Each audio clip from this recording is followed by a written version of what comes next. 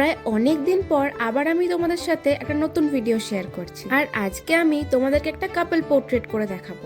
এতদিনও তো আমি তোমাদের সাথে অনেক ড্রয়িং শেয়ার করেছি, কিন্তু এই ড্রয়িংটা একটু স্পেশাল। আর কেন আমি এই ড্রয়িংটাকে স্পেশাল বললাম সেটা জানতে হলে পুরো ভিডিওটা দেখতে থাকো। আচ্ছা, প্রথমে কিন্তু আমি ড্রয়িং এর বেসটা ওয়াটার কালার দিয়ে করে নিয়েছিলাম।